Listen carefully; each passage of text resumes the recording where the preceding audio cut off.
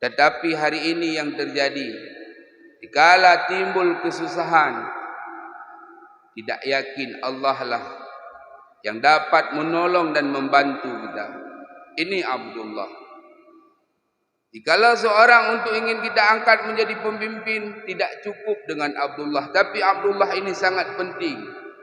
Kalau dia belum jadi Abdullah, bagaimana kita ingin mengangkat dia menjadi seorang wali kota, bupati, anggota dewan ataupun presiden sekalipun.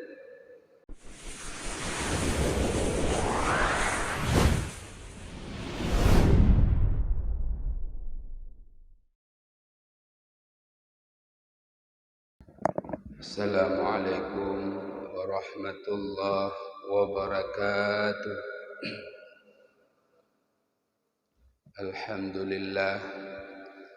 Allahumma salli ala Sayyidina Muhammad al-Fatih lima ulik wal khatim lima sabaq nasiril haqqi bil haqq wal hadi ila siratikal mustaqim wa ala alihi wa sahbihi haqqa qadri wa miqdarihil azim.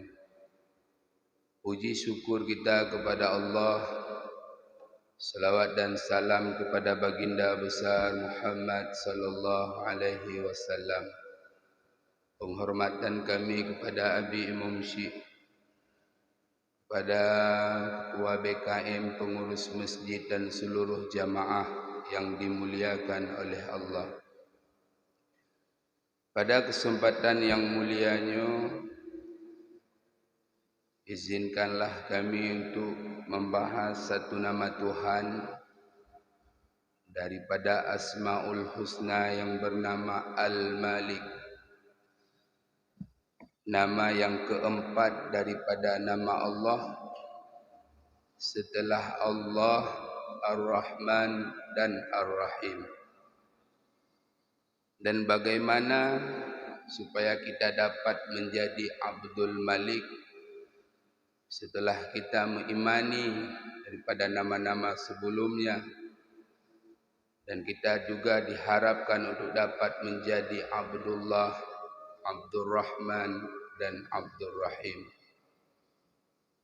Al-Malik adalah nama Allah Subhanahu wa taala yang keempat, yang artinya yang memiliki dan menguasai segala sesuatu dengan tidak terbatas. Dengan kata lain, dialah Allah, seorang raja sekalian alam.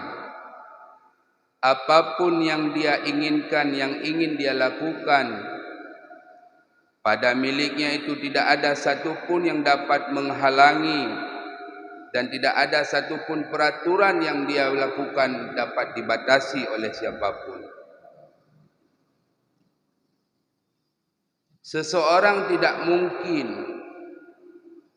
untuk menjadi seorang Al-Malik seperti Allah.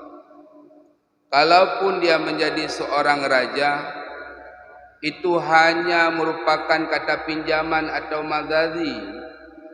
Karena yang sebenarnya raja itulah Allah Subhanahu wa taala. Allah mengatakan di dalam Al-Quran, "Fata'ala Allahul Malikul Haq." Maha tinggi Allah, dialah raja yang sebenar-benarnya. Kita bayangkan hari ini betapa senang dan hidupnya orang-orang yang dekat dengan raja. Orang-orang yang dekat dengan bupati, dekat dengan wali kota, dekat dengan gubernur, dekat dengan presiden. Tetapi otomatis dikala mereka itu turun, akan turunlah orang-orang yang terdekat daripada mereka. Karena mereka itu tidak abadi. Raja-raja kecil yang ada di dalam dunia, mereka hanya memimpin paling banyak 2 periode. Mereka itu ada masa pensiun. Sedangkan Al-Malik, Allah Subhanahu wa taala, Tuhan yang tidak pernah pensiun menjadi Allah, tidak pernah pensiun menjadi Tuhan selama-lamanya. Tempat kita berhajat, tempat kita meminta tolong, tempat kita mengadu segala kehidupan yang kita rasakan hari ini, itulah Allah Subhanahu wa ta'ala. Maka alangkah senang dan bahagianya jikalau kita dapat mendekatkan diri kepada Al-Malik yang sebenarnya. Kalau Al-Malik yang hanya memimpin hanya 2 periode, di situ tempat kita mengadu dan meminta, kita mendekatkan diri kepada mereka. Tetapi begitu habis periode mereka, turunlah kita, tidak ada apa-apa lagi. Tapi kalau dengan Allah, kalau kita menjadikan diri kita Abdullah, hambanya Allah, maka Al-Malik akan selalu menjadikan kita sebagai Abdullah selama-lamanya. Dan kita nanti akan dimasukkan oleh Al-Malik ke dalam syurganya, karena kita telah benar-benar menjadi Abdullahnya daripada Allah Subhanahu wa ta'ala. Di situ kalau kita perhatikan di dalam Asmaul Husna tersebut,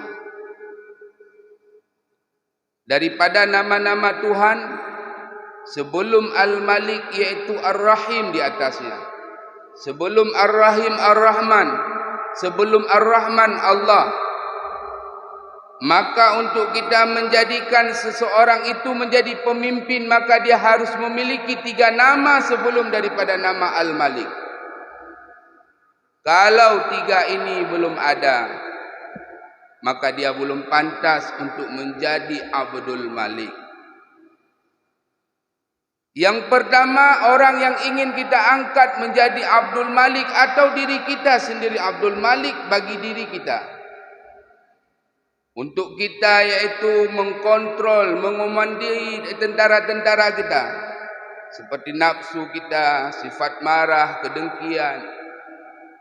Setelah kita mampu yaitu mengendalikan atau mengomandoi yaitu tentara kita, maka kita mengendalikan yaitu rakyat-rakyat jelata kita seperti mata, tangan dan kaki.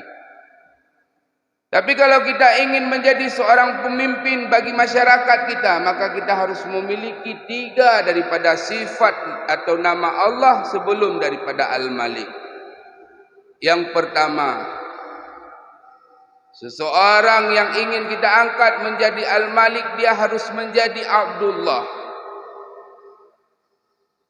Ciri-ciri Abdullah, syarat menjadi Abdullah dikatakan di dalam kitab Asmaul Husna karangan Kiai Haji Muhammad Baqir, cucu daripada yaitu pengarang kitab Sabilal. Syarat yang pertama, dia tidak menoleh kepada selain Allah. Ini syarat untuk menjadi Abdullah. Bagaimana maksudnya tidak menoleh daripada selain Allah? Apapun nikmat yang dia dapatkan, ujian di dalam kehidupannya, dia tidak menoleh selain daripada Allah. Dikala dia mendapatkan rezeki, orang mengantarkan sedekah baginya, atau orang mengantarkan makanan, beras, dia tidak menoleh, bahwa dia meyakini di dalam hatinya, ini adalah Allah yang mengantarkan, hanya sebab musabab seseorang tersebut. Dikala datang yaitu ujian ataupun bala yang mendekat kepada dirinya, sakit ataupun apapun itu namanya, dia tidak pernah menoleh, melainkan dia meyakini bahwa segala ujian yang dia rasakan, ini Allah datangnya daripada Allah. Itu syarat yang pertama untuk dia menjadi Abdullah.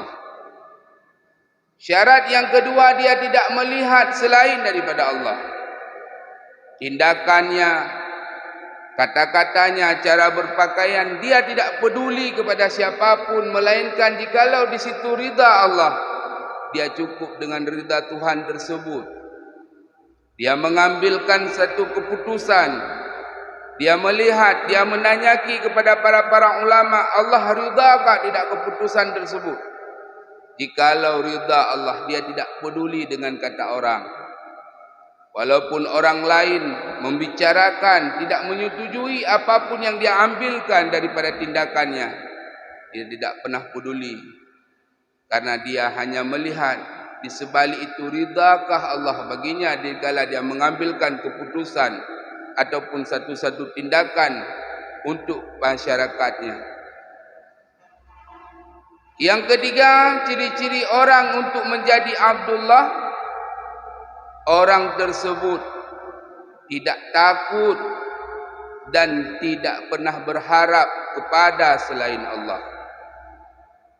Kalau kita hari ini dikala katruh bak tanggai 20 disinan kredit, disinan tabayar listrik, dikala tidak ada uang langsung di dalam batin kita terlihat manusia, terlihat abang, terlihat kakak, terlihat katanya.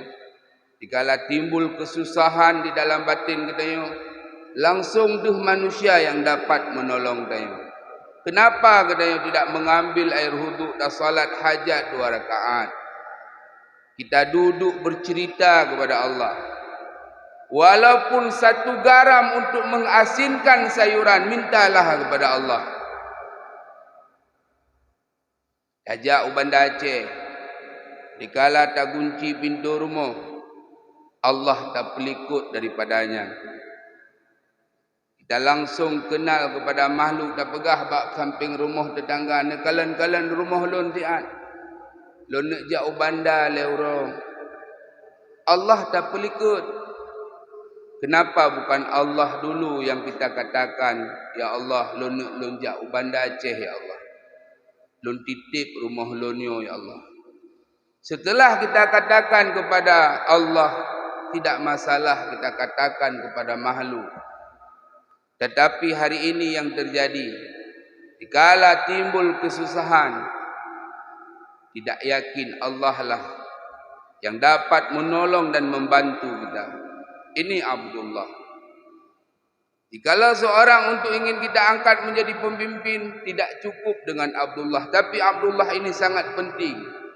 Kalau dia belum jadi Abdullah, bagaimana kita ingin mengangkat dia menjadi seorang wali kota, bupati, anggota dewan ataupun presiden sekalipun.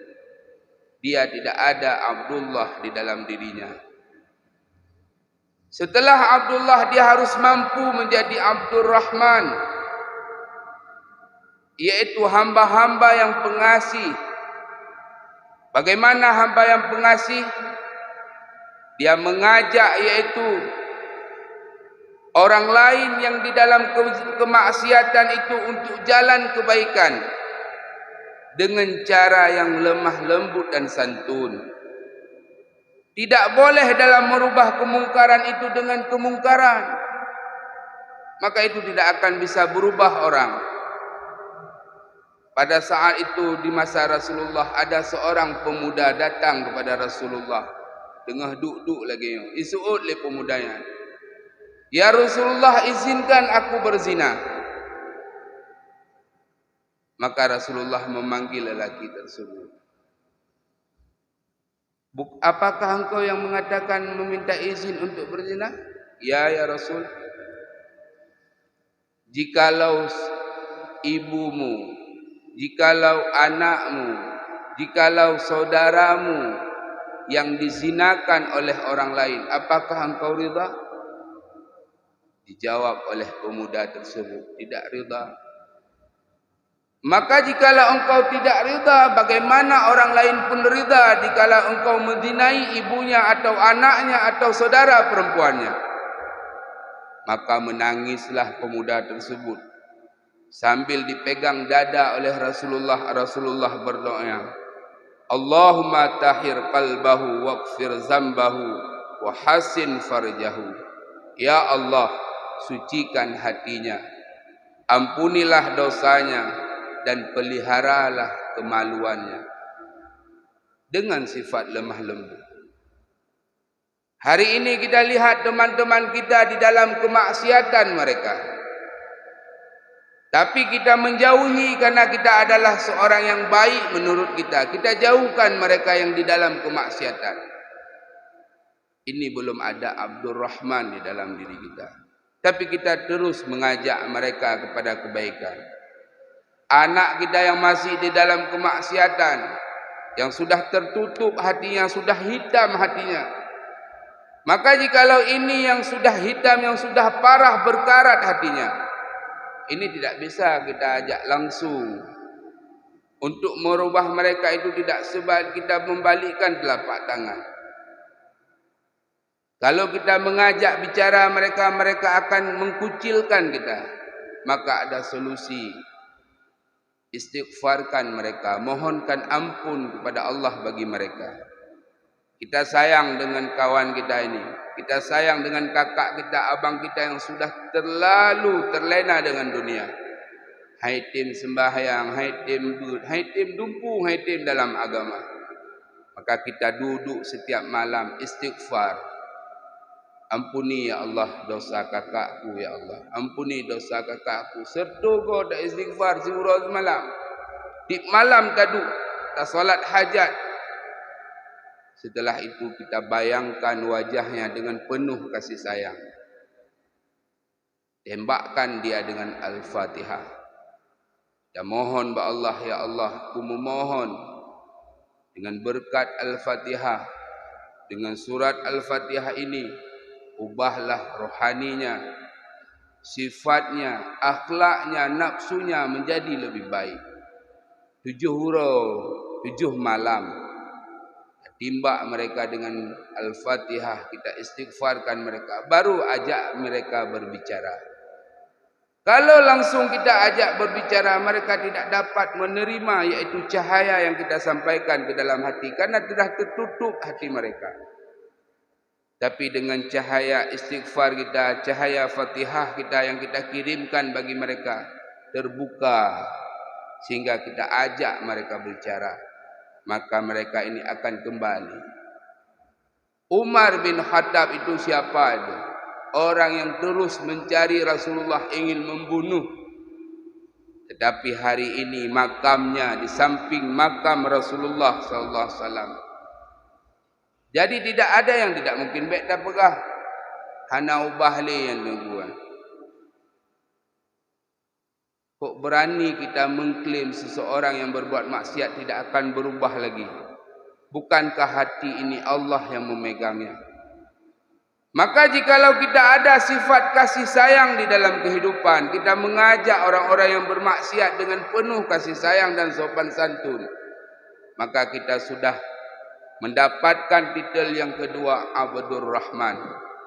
Setelah kita mendapatkan Abdullah dan Abdur Rahman, maka orang yang kita ingin jadikan pemimpin bagi masyarakatnya, dia harus dapat menjadi Abdur Rahim. Apa Abdur Rahim? Ia mempunyai sifat kasih sayang kepada manusia atas bawahannya atau orang yang di dekatnya. Be'ahwate kajib ke pemimpin, anak-anak buahnya, orang yang di dekatnya dia bunuh, dia ancam, dia jadikan budak. Itu bukanlah seorang Abdul Malik yang sebenarnya. Tapi Abdul Malik dia mempunyai sifat di dalam hatinya Abdur Rahim, hamba yang penuh dengan kasih sayang terhadap bawah-bawahannya. Dikala kita melihat bawahannya di dalam keadaan sakit, kita mengunjunginya, dan melihat bawahan kita dalam keadaan susah, kita dapat memberikan solusi dan memberikan mereka belanja. Dikala kita melihat dia dalam keadaan sangat susah, anaknya sakit, tidak ada uang untuk berobat, maka si Abdul Malik inilah yang sangat menyayangi terhadap bawah-bawahannya atau orang yang di dekatnya. Dia terus memberi, mencontohkan sifat Abdur Rahimnya itu di dalam batinnya. Maka kesimpulannya, apabila orang itu sudah mendapatkan 3 sifat tersebut, Abdullah, Abdur Rahman, Abdur Rahim, yaitu hamba yang taat kepada Allah, pengasih dan penyayang terhadap rakyatnya, maka ia pantaslah untuk kita jadikan pemimpin di masa depan. Pantaslah kita jadikan dia itu seorang, yaitu anggota DPR kah, wali kota kah, gesik kah, bupati kah, gubernur kah, atau bahkan presiden kah, kalau mereka telah ada tiga sifat tersebut. Apabila ia tidak bersifat dengan sifat tiga tersebut, maka ia tidak pantas untuk kita jadikan seorang pemimpin. Hai hana kasih sayang dia, tidak ada dia menjadi Abdul Rahman ataupun Abdul Rahim. Bagaimana kita mau mengangkat menjadi pemimpin-pemimpin yang kejam, tidak memikirkan rakyatnya di dalam kelaparan, di dalam kesusahan? Maka pemimpin yang seperti itu tidak bisa kita jadikan dia sebagai suri tauladan dalam kehidupan kita. Seseorang yang hamba yang ingin mendapatkan titel Abdul Malik, maka ia harus dapat mengendalikan kerajaan dirinya, yaitu mengendalikan tentaranya di dalam hati, yaitu sifat marah, syahwatnya, nafsunya, sehingga dia mampu juga untuk mengendalikan, yaitu rakyat jelatanya, matanya untuk memandang kepada yang baik, tangannya dan kakinya berjalan ke tempat-tempat yang baik. Mudah-mudahan untuk ke depan, kalaupun kita bukan menjadi pemimpin bagi masyarakat, maka pimpinlah diri kita sendiri.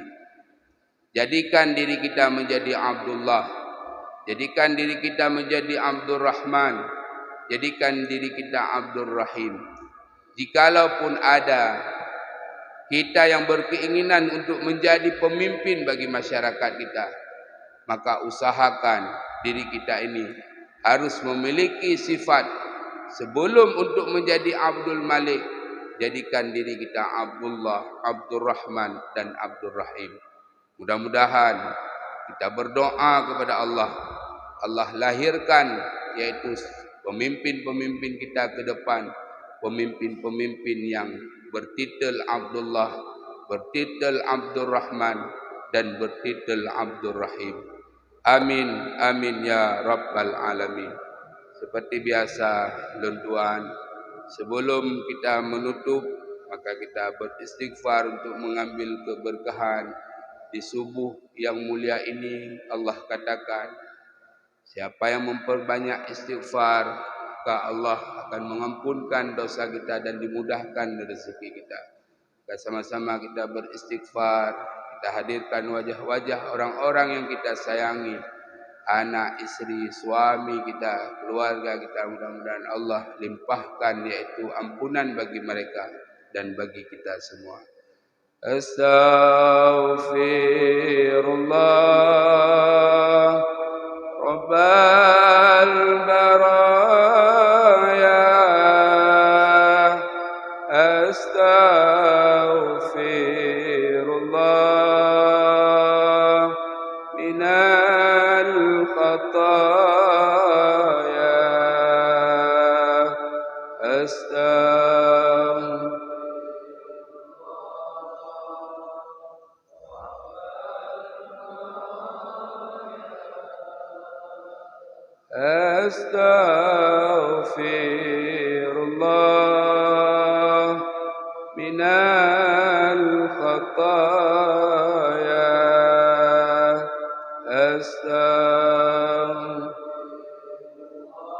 ya Allah, ya Rahman, ya Rahim, ya Zal Jalali wal Ikram.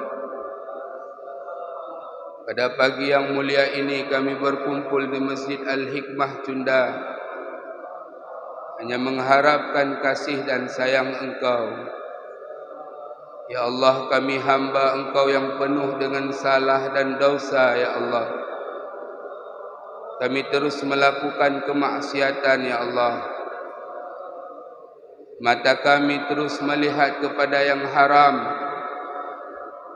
tapi Engkau masih, ya Allah, belum membutakan ataupun mengkaburkan mata kami, karena begitu sayangnya Engkau kepada kami, ya Allah. Ya Allah, ampunilah segala kesalahan dan kesilapan kami, ya Allah. Ya Allah, ya Rahman, ya Rahim, Kami terus menjadi hamba Engkau yang tidak pernah rida terhadap qada dan qadar Engkau. Hamba yang tidak pernah sabar di atas segala ujian dan bala Engkau. Hamba yang tidak pernah bersyukur di atas nikmat Engkau.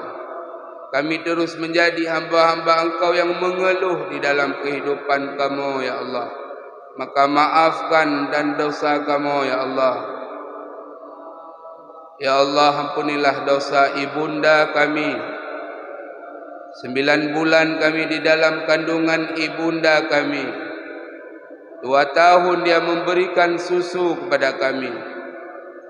Dia bersihkan kotoran kami, dia sayang kami dengan penuh kasih sayangnya. Dikala kami beranjak sudah dapat sekolah TK, kami dihantarkan ke sekolah TK. Kami menangis, dia menunggu kami sampai pulang kami, ya Allah. Dikala pulang, dia menyiapkan makanan bagi kami, menyuci pakaian kami. Hari ini orang tua kami sudah tua, ya Allah, sudah sakit-sakitan. Berikan hidayah taufik selalu pada mereka, ya Allah, untuk melakukan taat kepada Engkau. Tetapi jikalau pagi ini, ya Allah, kubur ibunda kami sedang Engkau siksa, ya Allah. Tulang rusuk kiri dan kanannya bersatu. Dengan istighfar pagi ini yang kami ucapkan, bebaskan, ya Allah, siksaan bagi ibu dan ayah kami. Ya Allah, ampuni dosa ayahanda kami yang siang dan malam mencari rezeki kepada kami. Begitu banyak ibadat yang dia tinggalkan dalam mencari rezeki kepada kami. Hana rezeki di sini, ya Allah, ija umalaya, ya Allah, gemita rezeki. Bertahun-tahun dia tidak pulang, dia mengirimkan uang kepada kami, ya Allah. Hari ini orang tua kami telah meninggal dunia. Jikalau pagi ini, ya Allah, kubur ayah kami sedang Engkau siksa, ya Allah, dengan berkat anak-anaknya yang Engkau tinggalkan di dalam dunia yang berkumpul di masjid ini, ya Allah. Ampuni dosa ayah dan ibunda kami. Rabbal baraya astaghfirullah minal khataya astaghfir. Yang terakhir kami memohon, ya Allah, ampunan bagi anak-anak kami. Bau hati kamu, ya Allah, harapan kamu. Dikala kami mati, dia dapat menjadi imam bagi jenazah kamu, ya Allah. Dia yang mentalkinkan di telinga kamu dikala kamu nazak singgah, ya Allah. Dia yang mentalkinkan di telinga kamu, di kepala kuburan kamu, yang terus mendoakan kamu. Ya Allah, anak-anak kamu yang mantang di dalam kemaksiatan, ya Allah, berikan taufik dan hidayah Engkau. Jangan dia terlalu, yaitu di dalam kegelapan dunia ini. Jangan terus menerus di dalam kemaksiatan. Bukakan hati anak-anak kami, saudara-saudara kami, keluarga kami, ya Allah. Nal khataya astaghfirullah Rabbal baraya astaghfirullah minal khataya. Assalamualaikum warahmatullahi wabarakatuh.